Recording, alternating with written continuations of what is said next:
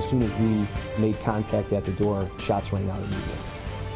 For the first time, a Chicago police detective shot during a violent standoff this week tells us what it was like, caught in the middle of a gunfight.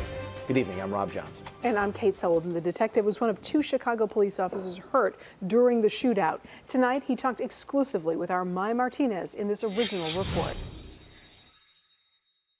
It could have been a lot worse.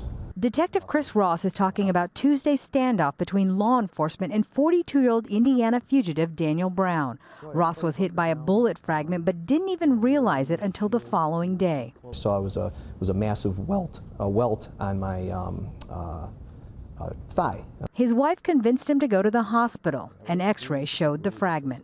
With adrenaline, it's amazing what you don't feel, I guess, because I never felt anything hitting me. Ross says his wound is nothing compared to those of Captain Ed Colbita, who was shot twice during the standoff. How quickly did things go south?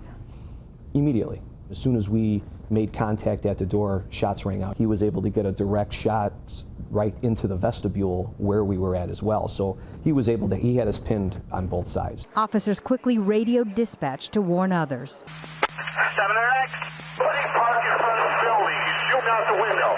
That's Captain Colbita on the radio. Seconds later, he was shot.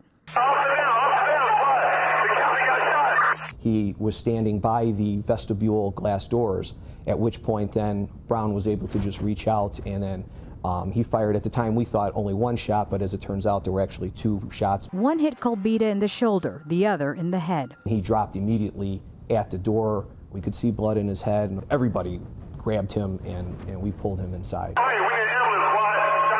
We got EMS on the way. And were shots still being fired at that point? Correct. She was shooting down, officers were shooting up.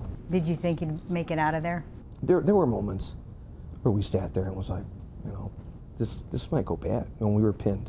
Ross says despite their own fears, the team knew they had to get Colbita to safety. They decided to go through the apartment adjacent to the one where Brown was holed up. Colbita was in pain but could walk. He got behind us and put an arm on either one of our shoulders. Ross says Brown once again opened fire on them. Ross and another officer shot back, and the team was able to rush Colbita through the neighboring apartment and out the back door. What was it like when you got out that back door and you saw all your brothers and sisters in blue? It was an overwhelming sense of this is our brotherhood and sisterhood.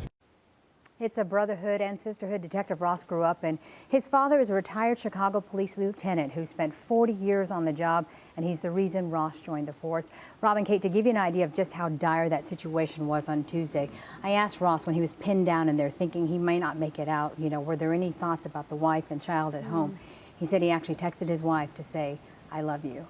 Oh, wow. And it's amazing that he didn't even know he was shot. It shows you what adrenaline can actually do. And that they were so focused on the injuries that the captain had to sustain to get him out and get him safely out to the hospital so he could be taken care of. They weren't even concerned about what was going on with them. Their focus was solely on the captain and getting him out alive. It's fascinating hearing it, and when we were delivering the news when it was happening, and you're talking about somebody being pinned in, and to have him describe it was really poignant and remarkable. For 20 to 30 minutes in that space with the fugitive firing down upon them.